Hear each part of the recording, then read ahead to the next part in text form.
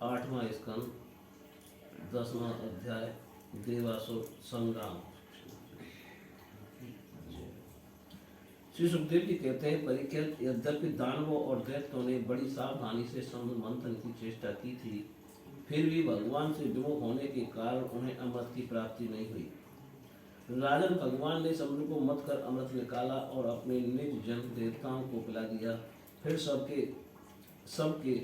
देखते देखते वे गरुड़ पर सवार हुए और वहां से चले गए। जब दैत्यों ने देखा कि हमारे शत्रुओं को तो बड़ी सफलता मिली, तब वे अपनी बढ़ती सह न सके।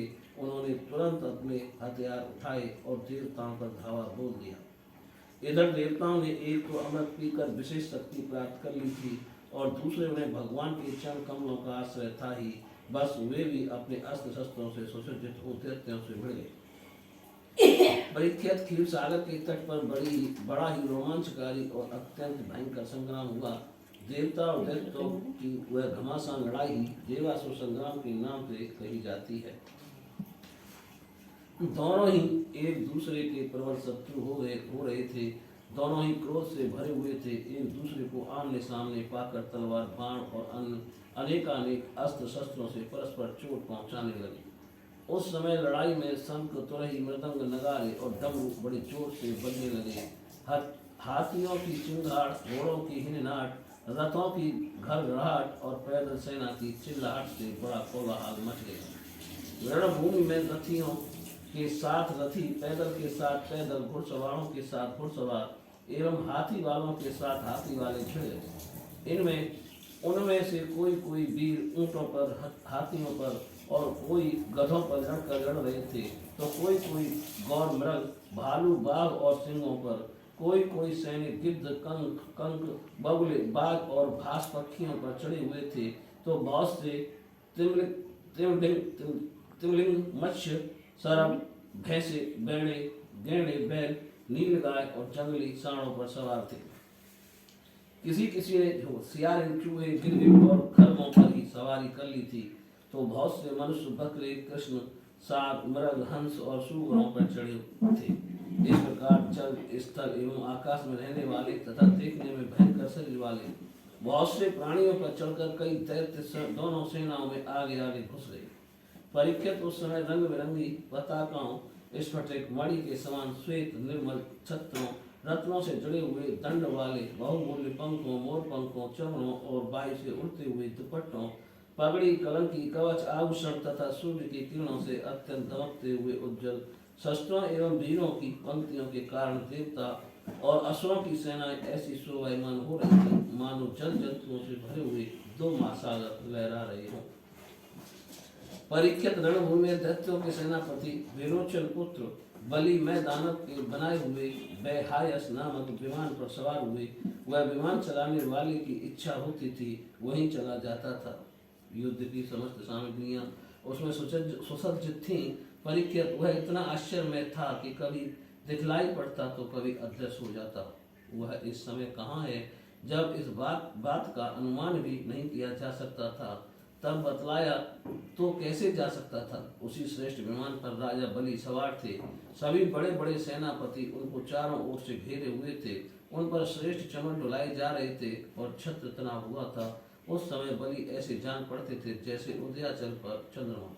उनके चारों ओर अपने अपने विमानों पर सेना की छोटी छोटी टुकड़ियों के स्वामी नमोचु, संवर, बाण, द्विप्रचित, अयोमुख, द्विमूर्धा, काल, नाव, प्रहति, हेति, इल्वल, शकुनी, भूत संताप, वज्र, दंष्ट, विरोचन, हयग्रीव, शंकुशिरा, कपिल, मेघदुंदुभि, तारक, चक्राख्य, तुम्भ, निशुंभ, जम्ब, उत्कल, अरिष्टनेम, त्रिपुराधिपति, मैं, पौलोम, काले और निवात कवच आदि स्थित थे।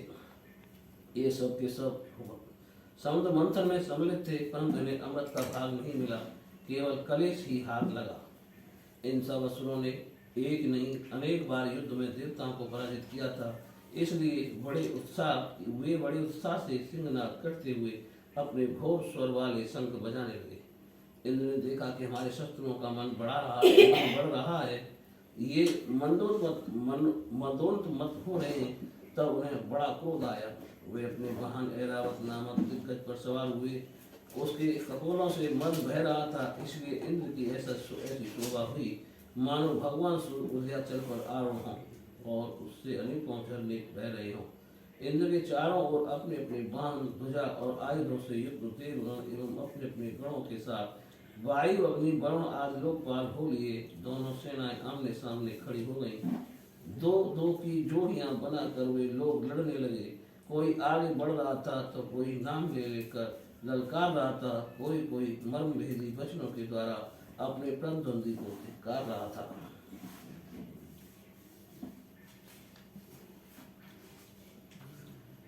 बलि इंद्र से, स्वामी कार्तिक तारकासुर से, वरुण हेति से और मित्र प्रेहति से भिड़ गए।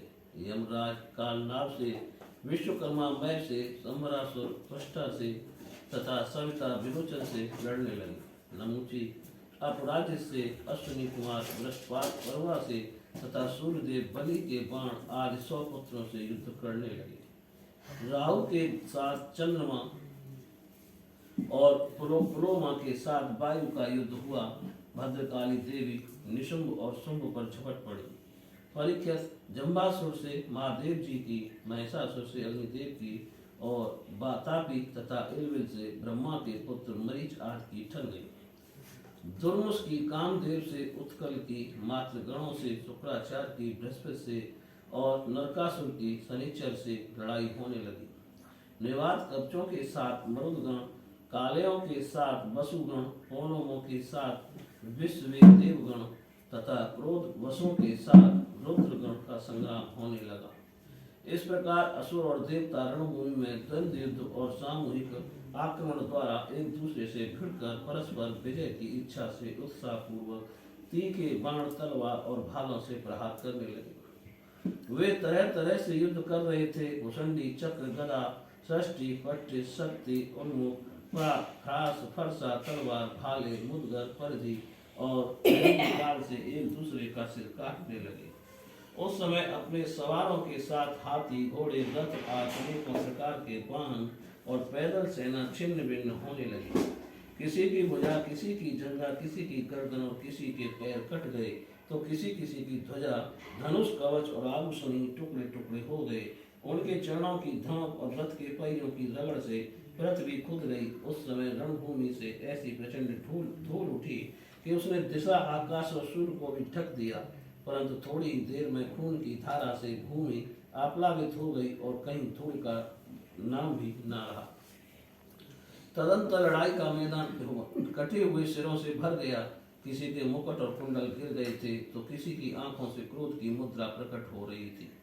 किसी ने अपने दांतों से होठ दबा रखा था। बहुतों की आभूषणों शस्त्रों से सुसज्जित लंबी लंबी भुजाएं कट हुई थी और बहुतों की मोटी मोटी जांघें कटी हुई पड़ी थी। इस प्रकार वह रणभूमि बड़ी भीषण दिख रही थी। तब वहां बहुत से धड़ अपने कटकर गिरे हुए सिरों के नेत्रों से देखकर हाथों में हथियार उठा वीरों की ओर दौड़ने और उछलने लगे। राजा बलि ने 10 बाण इंद्र पर, 3 के वाहन ऐरावत पर, 4 ऐरावत के 4 चरण रक्षकों पर और 1 मुख्य महावत पर, इस प्रकार कुल 18 बाण छोड़े। इंद्र ने देखा कि बलि के बाण तो हमें घायल करना ही चाहते हैं। तब उन्होंने बड़ी फुर्ती से उतने ही तीखे भल्ल नामक बाणों से उनको वहां तक पहुंचने के पहले हंसते हंसते काट डाला। इंद्र की यह प्रशंसनीय फुर्ती देखकर राजा बलि और भी चिढ़ गए। उन्होंने एक बहुत बड़ी शक्ति, जो बड़ी भारी लूके के समान जल रही थी, उठाई, किंतु अभी वह उनके हाथ में ही थी, छूटने नहीं पाई थी। इंद्र ने उसे भी काट डाला। इसके बाद बलि ने एक के पीछे एक क्रम से शूल, फ्रास, तोमर और शक्ति उठाई, परंतु वे जो जो शस्त्र हाथ में उठाते इंद्र उन्हें टुकड़े टुकड़े कर डालते। इस हस्त लाघव से इंद्र का ऐश्वर्य और भी चमक उठा। परीक्षित अब इंद्र की फुर्ती से घबराकर पहले तो बलि अंतर्ध्यान हो गए, फिर उन्होंने आसुरी माया की सृष्टि की। तुरंत ही देवताओं की सेना के ऊपर एक पर्वत प्रकट हुआ। उस पर्वत से दावाग्नि से जलते हुए वृक्ष और टाकी जैसी तीखी धार वाले शिखरों के साथ नुकीली शिलाएं गिरने लगी। इससे देवताओं की सेना चकनाचूर होने लगी। तत्पश्चात बड़े बड़े श्याम, दंड, सूग, बिच्छू और अन्य विषैले जीव उछल उछल कर काटने और डंक मारने लगे। सिंह, बाघ और सुअर देव सेना के बड़े बड़े हाथियों को फाड़ने लगे। परीक्षित हाथों में सूल लिए मारो काटो इस प्रकार चिल्लाती हुई सैकड़ों नंग धड़ंग राक्षसियां और राक्षस भी वहां प्रकट हो गए। कुछ ही क्षण बाद आकाश में बादलों की घनघोर घटाएं मंडराने लगी। उनके आपस में टकराने से बड़ी गहरी और कठोर गर्जना होने लगी।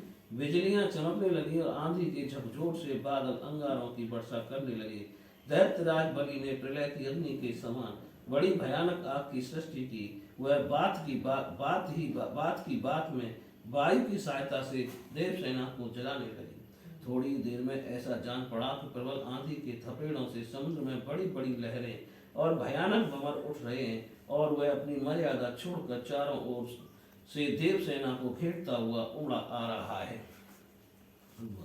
इस प्रकार जब उन भयानक असुरों ने बहुत बड़ी माया की सृष्टि की और स्वयं अपनी माया के प्रभाव से छिप रहे, न दिखने के कारण उन पर प्रहार भी नहीं किया जा सकता था, तब देवताओं के सैनिक बहुत दुखी हो गए। परीक्षित इंद्र आज देवताओं ने उनकी माया का प्रतिकार करने के लिए बहुत कुछ सोचा विचारा, परंतु उन्हें कुछ न सूझा।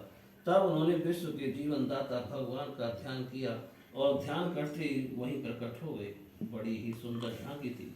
गरुड़ के कंधे पर उनके चरण कमल विराजमान थे। नवीन कमल के समान बड़े ही कोमल नेत्र थे। पीतांबर धारण किए हुए थे। 8 भुजाओं में 8 आयुध, गले में कौस्तुभ मणि, मस्तक पर अमूल्य मुकुट एवं कानों में कुंडल झलमला रहे थे। देवताओं ने अपने नेत्रों से भगवान की इस छवि का दर्शन किया।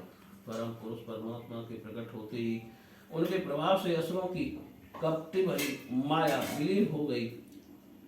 ठीक वैसे ही जैसे जग जाने पर स्वप्न की वस्तुओं का पता नहीं चलता। ठीक ही है, भगवान की स्मृति समस्त विपत्तियों से मुक्त कर देती है।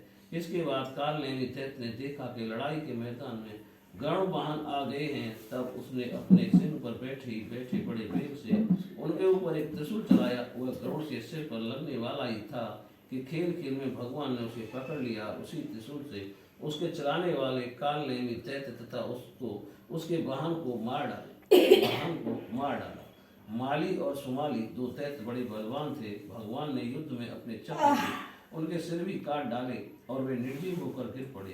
तदंतर माल्यवान ने अपनी प्रचंड गदा से गरुड़ पर बड़े वेग से प्रहार किया, परंतु गर्जना करते हुए माल्यवान के प्रहार करते ही भगवान ने चक्र से उसके सिर को भी धड़ से अलग कर दिया।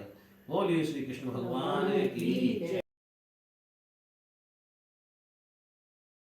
देवताओं की घबराहट जाती रही। उनमें नवीन उत्साह का संचार हो गया। पहले इंद्र, वायु आज देवगण रणभूमि में जिन जिन दैत्यों से आहत हुए थे, उन्हीं के ऊपर अब वे पूरी शक्ति से प्रहार करने लगे।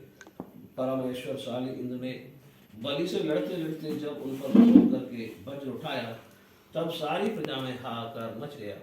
बलि अस्त्र शस्त्र से सुसज्जित होकर बड़े उत्साह से युद्ध भूमि में बड़ी निर्भयता से डटकर विचर रहे थे। उनको अपने सामने ही देखकर हाथ में वज्र लिए हुए इंद्र ने उनका तिरस्कार करके कहा,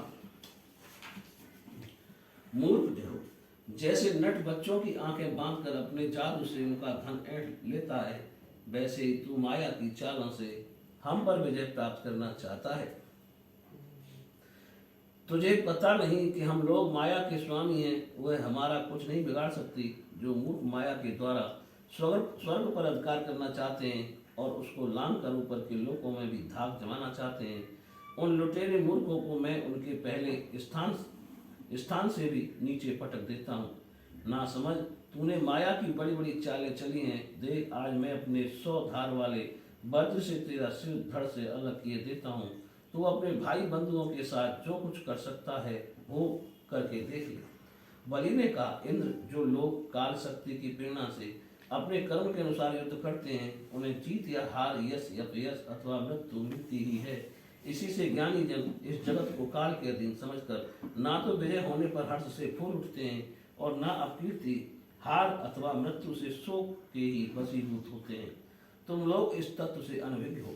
तुम लोग अपने को जय पराजय आदि का कारण कर्ता मानते हो, इसलिए महात्माओं की दृष्टि से तुम सोचनीय हो। हम तुम्हारे मर्म स्पर्शी वचन को स्वीकार ही नहीं करते, फिर हमें दुख क्यों होने लगा।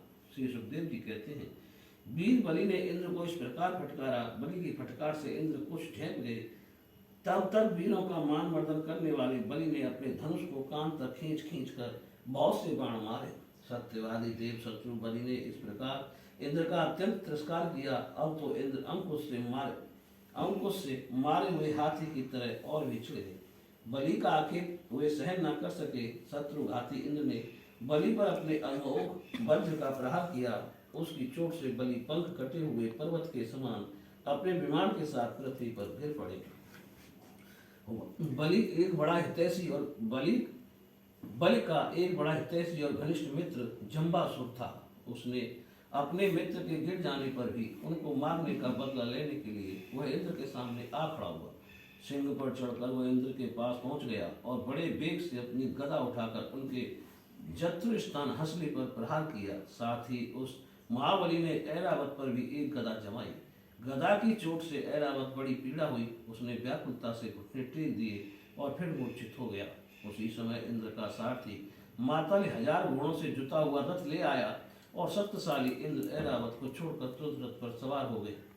दानव श्रेष्ठ जम्ब ने रणभूमि में मातल के इस काम की बड़ी प्रशंसा की और मुस्कुराकर चमकता हुआ त्रिशूल उसके ऊपर चलाया। मातल ने धैर्य के साथ इस असह्य पीड़ा को सह लिया। तब इंद्र ने क्रोधित होकर अपने वज्र से जंब का सिर काट डाला। देवर्षि नारद से जंबासुर की मृत्यु का समाचार जानकर उसके भाई बंधु नमुची बल और पाक झटपट रणभूमि में आ पहुंचे। अपने कठोर और मर्मस्पर्शी वाणी से उन्होंने इंद्र को बहुत कुछ बुरा भला कहा और जैसे बादल पहाड़ पर मूसलाधार पानी बरसाते हैं वैसे ही उनके ऊपर बाणों की झड़ी लगा दी। बल ने बड़े हस्त लाघव से एक साथ ही 1000 बाण चलाकर इंद्र के 1000 घोड़ों को घायल कर दिया।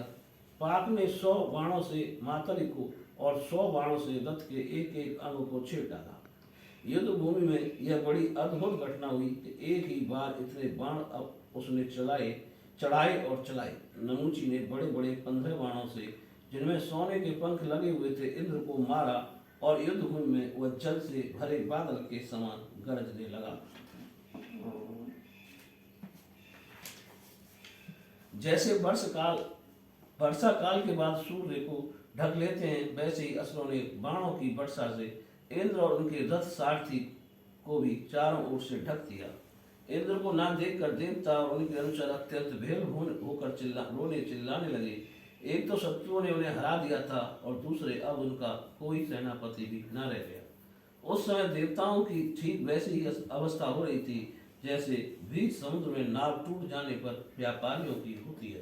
परंतु थोड़ी देर में शत्रुओं के बनाए हुए बाणों के पिंजड़े से घोड़े, रथ, ध्वजा और सारथी के साथ इंद्र निकल आए। जैसे प्रातःकाल सूर्य अपनी किरणों से दिशा आकाश और पृथ्वी को चमका देते हैं, वैसे ही इंद्र के तेज से सब के सब जगमगा उठे। वज्रधारी इंद्र ने देखा कि शत्रुओं ने रणभूमि में हमारी सेना को रौंद डाला है।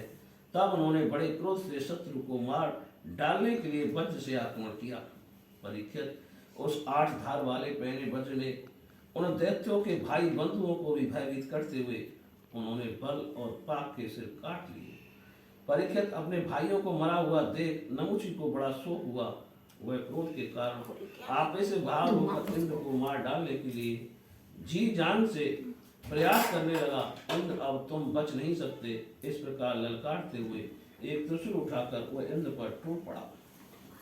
वह त्रिशूल फौलाद का बना हुआ था, सोने के आभूषणों से विभूषित था और उसमें घंटे लगे हुए थे। नमुची ने क्रोध के मारे सिंह के समान गरज कर इंद्र पर वह त्रिशूल चला दिया।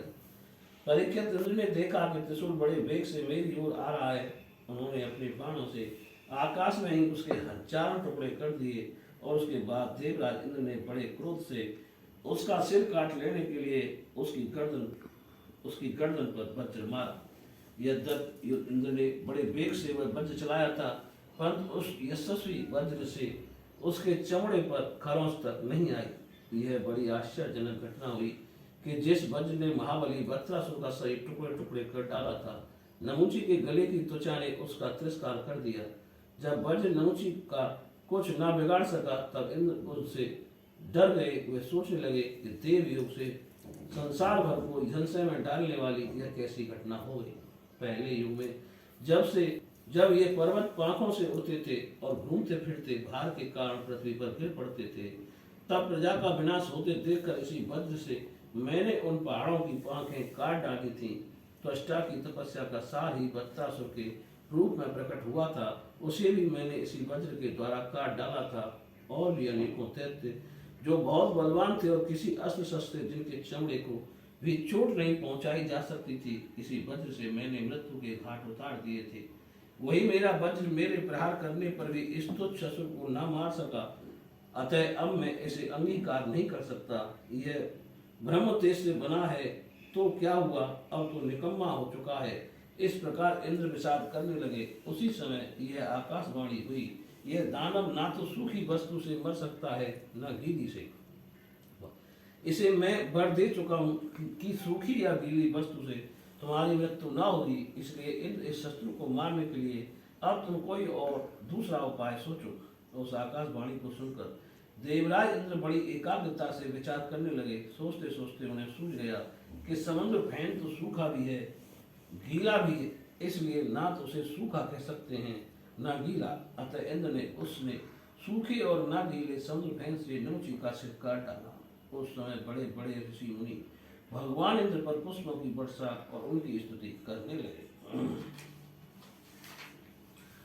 गंधर्व शिरोमणि विश्वासी तथा परावसु गान करने लगे। देवताओं की धुंधुलियां बजने लगी और नर्तकियां आनंद से नाचने लगी। इसी प्रकार वायु, अग्नि, वरुण आदि दूसरे देवताओं ने भी अपने अस्त्र शस्त्रों से विपक्षियों को वैसे ही मार गिराया जैसे सिंह हरिणियों को मार डालते हैं। परीक्षित इधर ब्रह्मा जी ने देखा कि दानवों का तो सर्वनाश हुआ जा रहा है। तब उन्होंने देवर्षि नारद को देवताओं के पास भेजा और नारद जी ने वहां जाकर देवताओं को लड़ने से रोक दिया। नारद जी ने कहा, देवताओं, भगवान की भुजाओं की छत्र छाया में रहकर आप लोगों ने अमृत प्राप्त कर लिया है और लक्ष्मी जी ने भी अपनी कृपा कोर से आपकी अभिवृद्धि की है, इसलिए आप लोग अब लड़ाई बंद कर दें। श्री सुखदेव जी कहते हैं, जो देवताओं ने देवर्षि नारद की बात मानकर अपने क्रोध के वेग को शांत कर लिया और फिर वे सब के सब अपने लोक स्वर्ग को चले गए। उस समय देवताओं के अनुसार उनके यश का गान कर रहे थे। युद्ध में बचे हुए दैत्यों ने देवर्षि नारद की सम्मति से वज्र की चोट से मरे हुए बलि को लेकर अस्ताचल की यात्रा की। वहां शुक्राचार्य ने अपनी संजीवनी विद्या से उन असुरों को जीवित कर दिया जिनके गर्दन आदि अंग कटे नहीं थे, बच रहे थे। शुक्राचार्य के स्पर्श करते ही बलि की इंद्रियों में चेतना और मन में स्मरण शक्ति आ गई। बलि यह बात समझते थे कि संसार में जीवन मृत्यु, जय पराजय आदि उलट फेर होते ही रहते हैं, इसलिए पराजित होने पर भी उन्हें किसी प्रकार का खेद नहीं हुआ। बोलिए श्री कृष्ण भगवान की। मोहिनी रूप को देखकर महादेव जी का मोहित होना। श्री सुखदेव जी कहते हैं, परीक्षित, जब भगवान शंकर ने यह सुना कि श्री हरि ने स्त्री का रूप धारण करके असुरों को मोहित कर लिया है और देवताओं को अमृत पिला दिया, तब वे सती देवी के साथ बैल पर सवार हो समस्त भूत गणों को लेकर वहां गए जहां भगवान मधुसूदन निवास करते हैं। भगवान श्री हरि बड़े प्रेम से गौरी शंकर भगवान का स्वागत सत्कार किया। वे भी सुख से बैठकर भगवान का सम्मान करके मुस्कुराते हुए बोले। श्री महादेव जी ने कहा, समस्त देवों के आराध्य आप विश्वव्यापी जगदीश्वर एवं जगत स्वरूप हैं। समस्त चराचर पदार्थों के मूल कारण ईश्वर और आत्मा भी आप ही हैं। इस जगत के आदि अंत और मध्य आपसे ही होते हैं, परंतु आप आदि मध्य और अंत से रहित हैं। आपके अविनाशी स्वरूप में दृष्टा, दृश्य, भोक्ता और भोग्य का भेदभाव नहीं है। वास्तव में आप सब में तिन्मात्र भिन्न ही हैं। कल्याणकामी महात्मा लोग इस लोक और परलोक दोनों की आसक्ति एवं समस्त कामनाओं का परित्याग करके आपके चरण कमलों की ही आराधना करते हैं। आप अमृत स्वरूप समस्त प्राकृतिक गुणों से रहित, शोक की छाया से भी दूर, स्वयं पर पूर्ण ब्रह्म हैं। आप केवल आनंद स्वरूप हैं। आप निर्विकार हैं। आपसे भिन्न कुछ नहीं है, परंतु आप सबसे भिन्न हैं। आप विश्व की उत्पत्ति, स्थिति और प्रलय के कारण परम कारण हैं।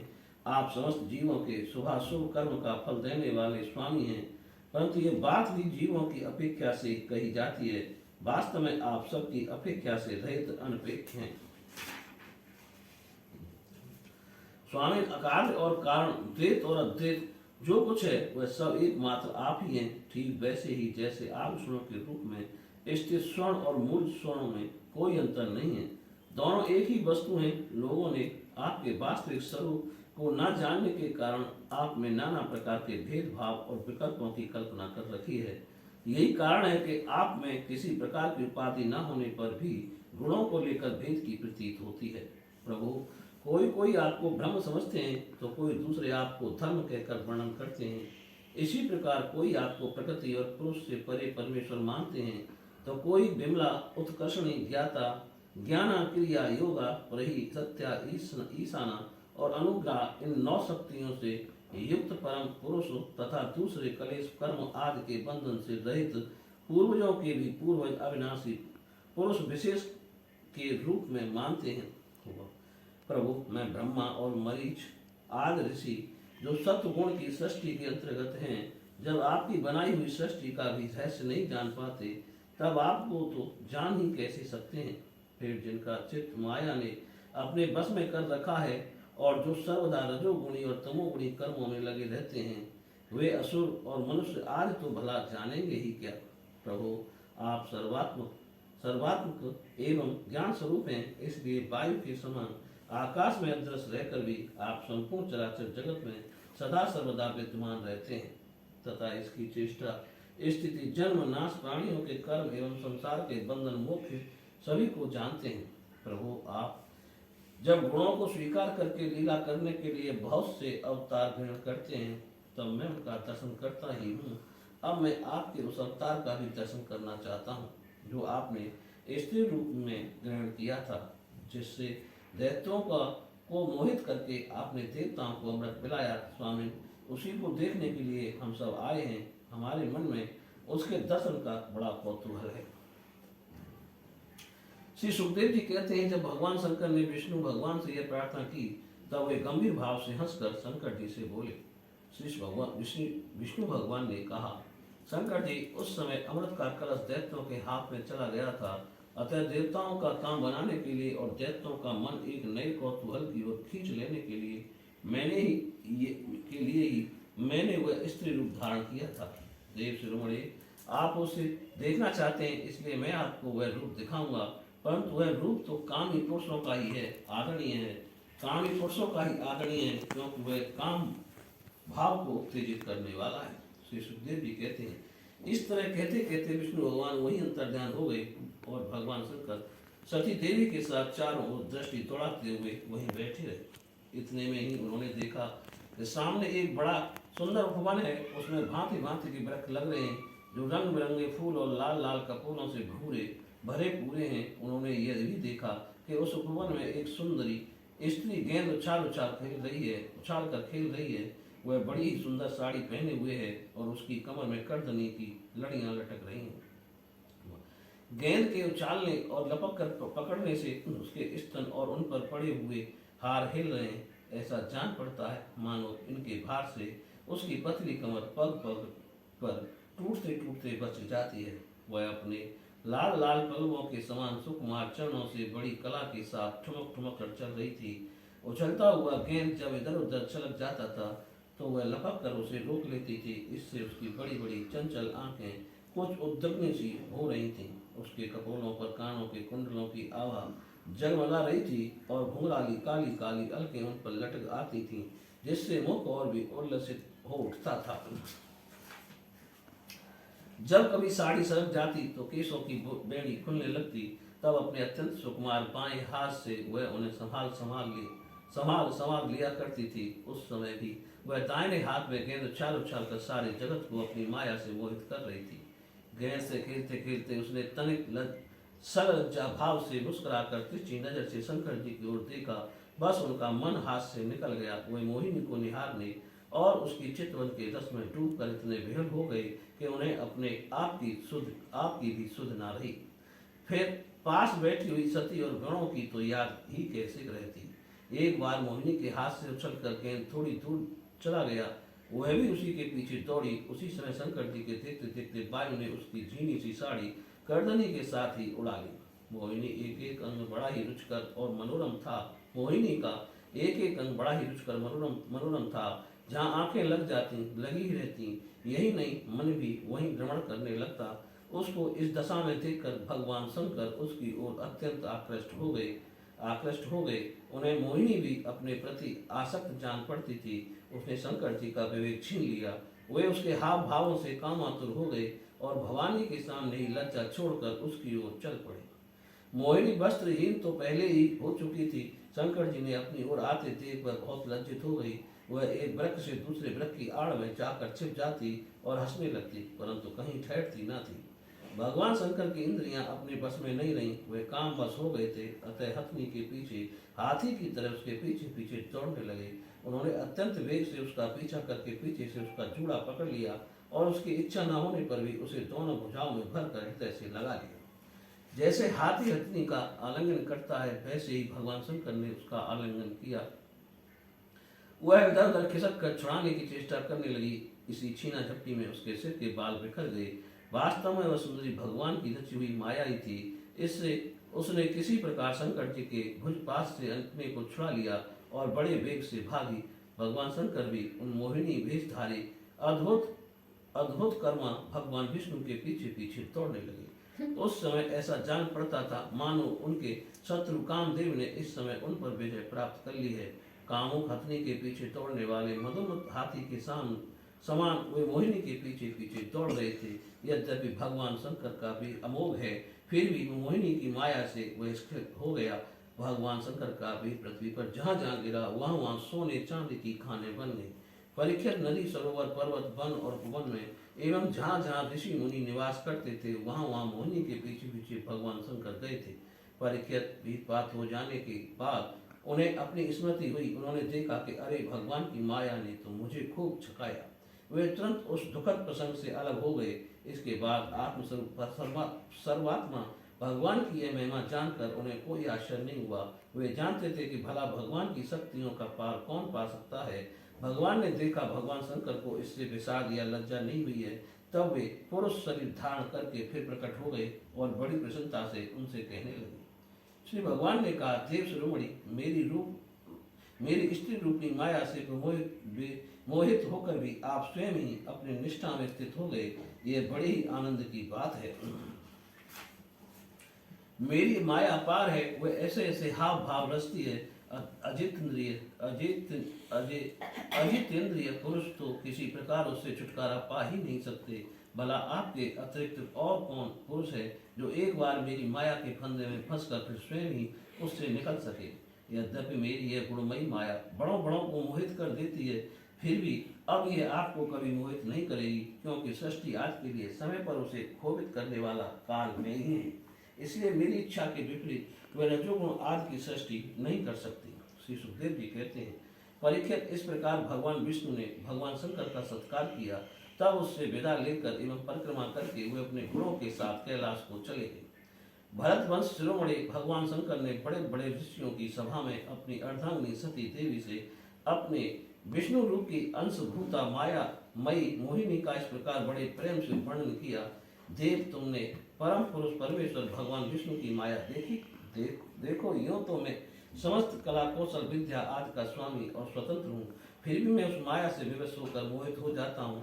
फिर दूसरे जीव तो परतंत्र ही हैं, अतः वे मोहित हो जाएं, इसमें कहना ही क्या है। मैं 1000 वर्ष की समाधि से उठा था, तब तुमने मेरे पास आकर पूछा था कि तुम किसकी उपासना करते हो। ये वही साक्षात सनातन पुरुष हैं। ना तो काल ही इन्हें अपनी सीमा में बांध सकता है और न वेद ही इनका वर्णन कर सकता है। इनका वास्तविक स्वरूप अनंत और अनिवर्चनीय है। श्री सुखदेव जी कहते हैं, प्रिय परीक्षित, मैंने विष्णु भगवान की यह ऐश्वर्यपूर्ण लीला तुमको सुनाई, जिसमें समुद्र मंथन के समय अपनी पीठ पर मंदाचल धारण करने वाले भगवान का वर्णन है। जो पुरुष बार बार इसका वर्णन और श्रवण करता है, उसका उद्योग कभी और कहीं निष्फल नहीं होगा, क्योंकि पवित्र कीर्ति भगवान के गुण और लीलाओं का गान संसार के समस्त कलेश और परिश्रम को मिटा देने वाला है। दुष्ट पुरुषों को भगवान के चरण कमलों की प्राप्ति कभी हो नहीं सकती। वे तो भक्ति भाव से युक्त पुरुष को ही प्राप्त होते हैं। इसी से उन्होंने स्त्री का माया मैं रूप धारण करके दैत्यों को मोहित किया और अपने चरण कमलों के शरणागत देवताओं को समुद्र मंथन से निकलते हुए अमृत का पान कराया। केवल उन्हीं की बात नहीं, चाहे जो भी उनके चरणों की शरण ग्रहण करे वे उसकी समस्त कामनाएं पूर्ण कर देते हैं। मैं उन प्रभु के चरण कमलों में नमस्कार करता हूँ। बोलिए श्री कृष्ण भगवान की जय। 13वां अध्याय, आगामी 7 मनवंतरों का वर्णन। श्री सुखदेव जी कहते हैं, परीक्षित, विश्ववान के पुत्र यशस्वी श्राद्ध देव की 7वें व्यवस्थ मनु हैं। यह वर्तमान मनवंतर ही उनका कार्यकाल है। उनकी संतान का वर्णन मैं करता हूँ। व्यवस्थ मनु के 10 पुत्र हैं, इक्ष्वाकु, नवग, धृष्ट, सर्याक, नरिश्रंते, नाभाग, दृष्ट, करुषु, प्रसभ्र और वसुमान। परीक्षित, इस मनवंतर में आदित्य, वसु, रुद्र, विश्वदेव, मरुदगण, अश्विनी कुमार और ऋतु ये देवताओं के प्रधान गण हैं और पुरंदर उनका इंद्र है। कश्यप, अत्रि, वशिष्ठ, विश्वामित्र, गौतम, जगदम्बि, भरद्वाज ये सप्तऋषि हैं। इस मनवंतर में भी कश्यप की पत्नी अदिति के गर्भ से आदित्यों के छोटे भाई वामन के रूप में भगवान विष्णु ने अवतार ग्रहण किया था। परीक्षित, इस प्रकार मैंने संक्षेप से तुम्हें 7 मनवंतरों का वर्णन सुनाया। अब भगवान की शक्ति से युक्त अगले आने वाले 7 मनवंतरों का वर्णन करता हूँ। परीक्षित, ये तो मैं तुम्हें पहले 6ठे स्कंद में बता चुका हूँ कि विश्ववान भगवान सूर्य की 2 पत्नियां थीं, संध्या और छाया।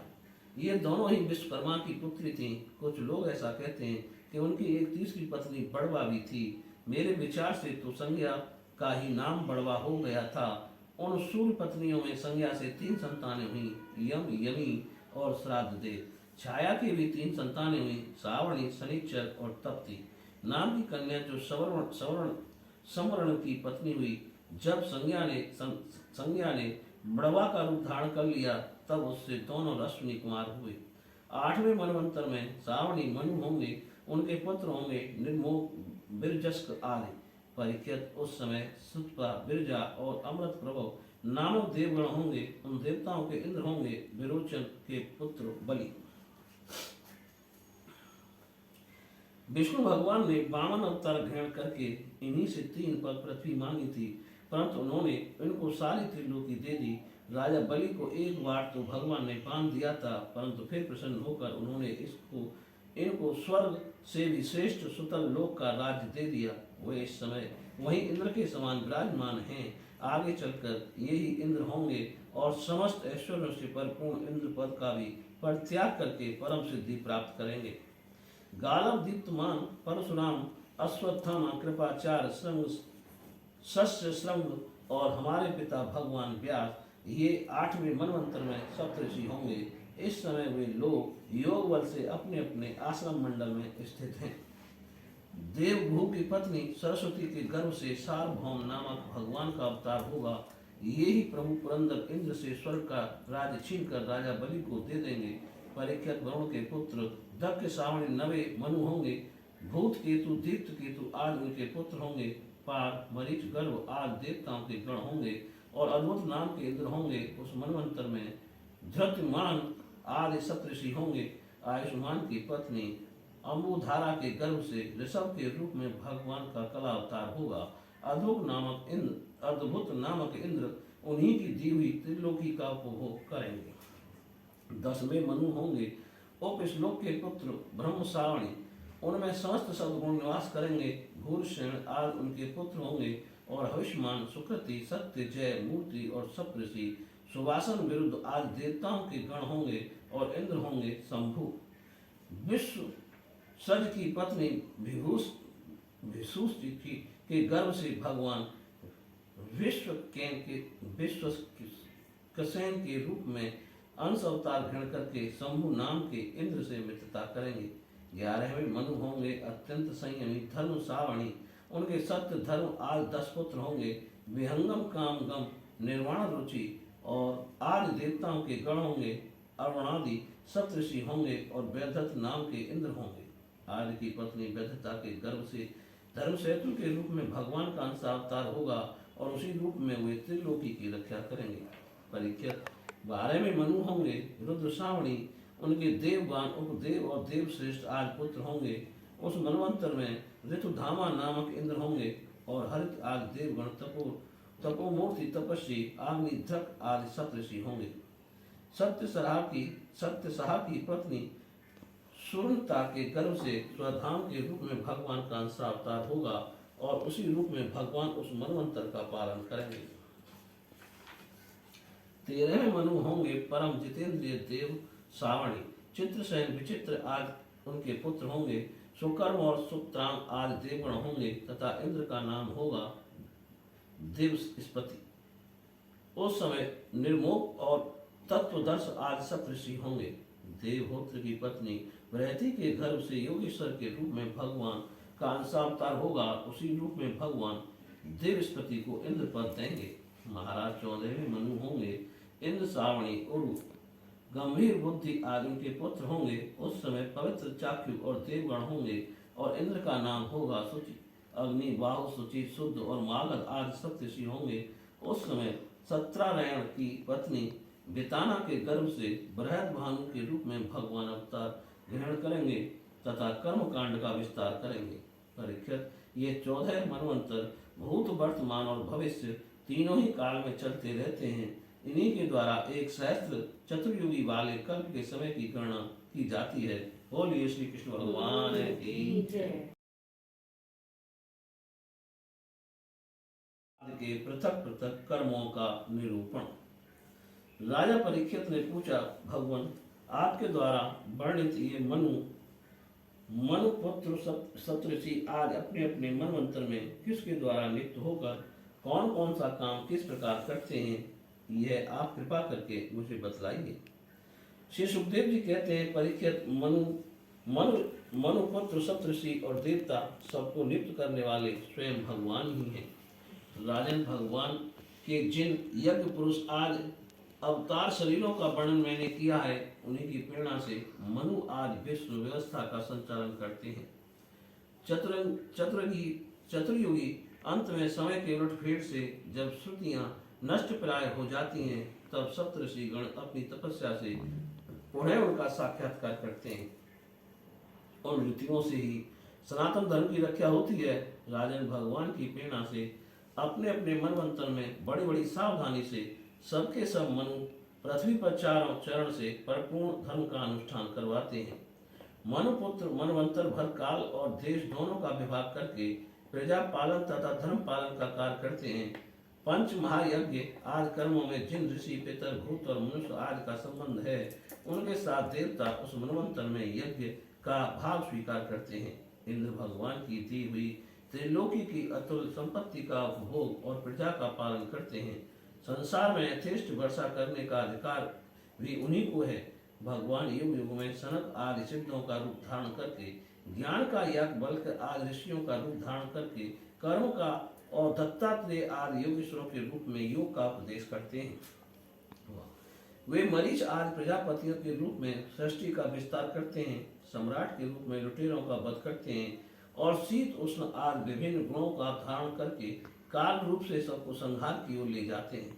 नाम और रूप की माया से प्राणियों की बुद्धि विमूढ़ हो रही है, इसलिए वे अनेक प्रकार के दर्शन शास्त्रों के द्वारा महिमा तो भगवान ही गाते हैं, परंतु उनके वास्तविक स्वरूप को नहीं जान पाते। परीक्षित, इस प्रकार मैंने तुम्हें महाकल्प और अवान्तर कल्प का परिणाम सुना दिया। पुरातत्व के विद्वानों ने प्रत्येक अवान्तर कल्प में 14 मनवंतर बतलाए हैं। बोलिए श्री कृष्ण भगवान की जय। राजा बलि की स्वर्ग पर विजय। राजा परीक्षित ने पूछा, भगवान श्री हरि स्वयं ही सबके स्वामी हैं, फिर उन्होंने दीन होने की भांति राजा बलि से 3 पग पृथ्वी क्यों मांगी तथा जो कुछ वे चाहते थे वह मिल जाने पर भी उन्होंने बलि को बांधा क्यों? मेरे हृदय में इस बात का बड़ा कौतूहल है कि स्वयं पर पूर्ण यज्ञेश्वर भगवान के द्वारा याचना और निरपराध का बंधन, ये दोनों ही कैसे संभव हुए, हम लोग ये जानना चाहते हैं।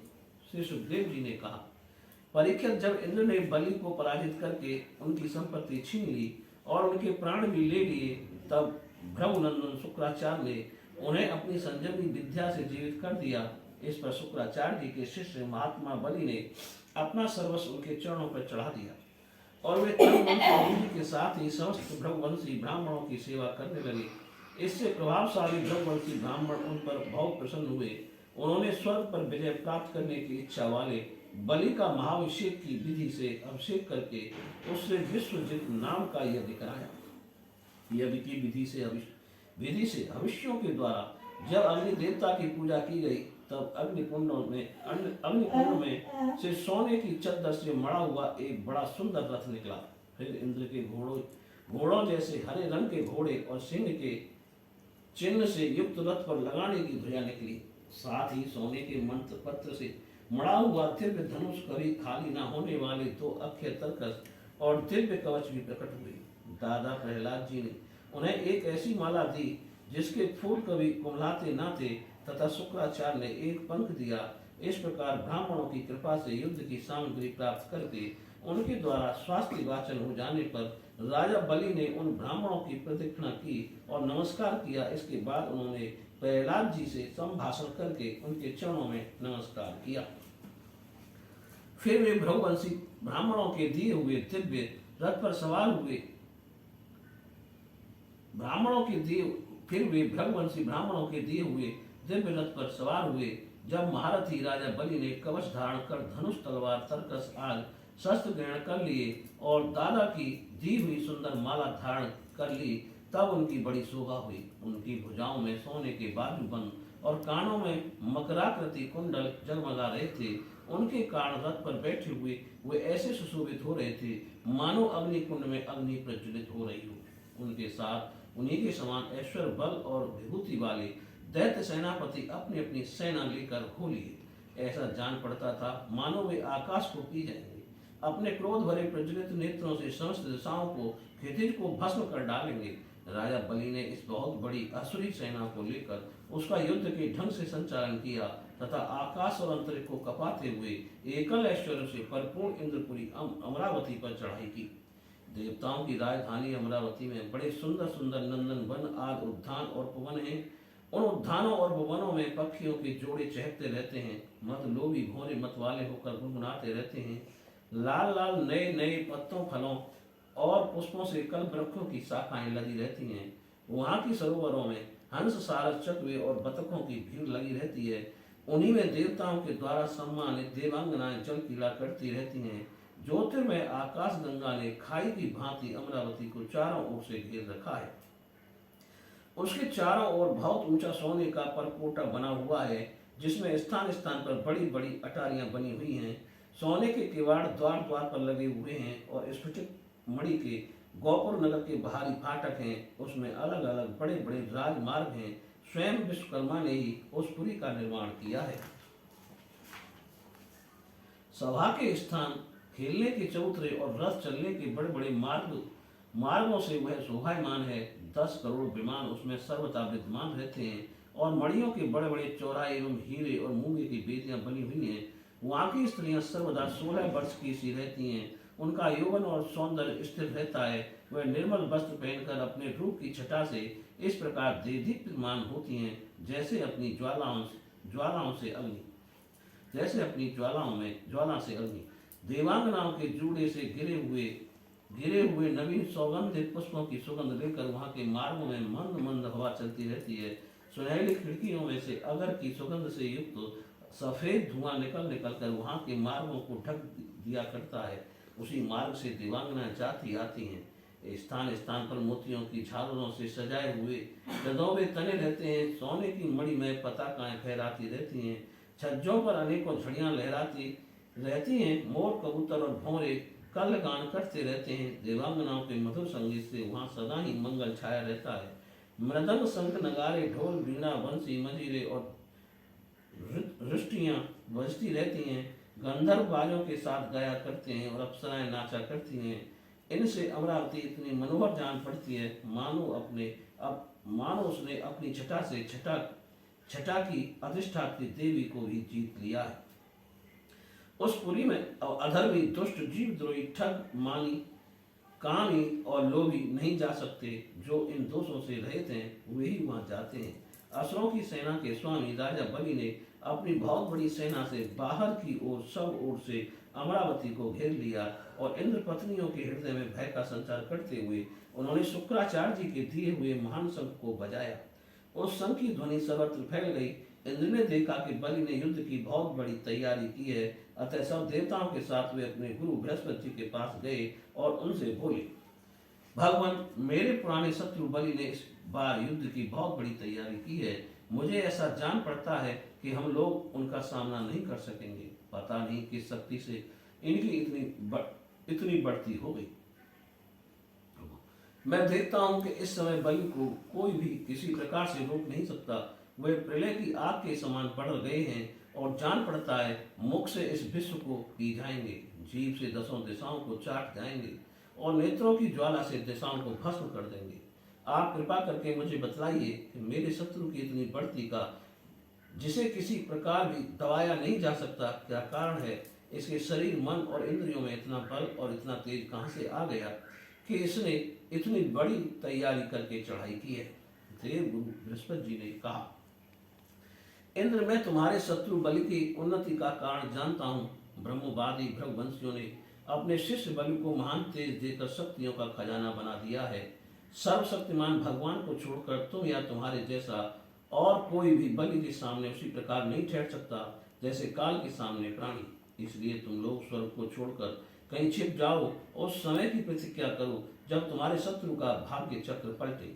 इस समय ब्राह्मणों के तेज से बलि को उत्तर वृद्धि हो रही है, उसकी शक्ति बहुत बढ़ गई है। जब ये उन्हीं ब्राह्मणों का तिरस्कार करेगा तब अपने परिवार परिकर के साथ नष्ट हो जाएगा। बृहस्पति जी देवताओं के समस्त स्वार्थ और परमार्थ के ज्ञाता थे। उन्होंने जब इस प्रकार देवताओं को सलाह दी तब वे स्वेच्छानुसार रूप धारण करके स्वर्ग छोड़कर चले गए।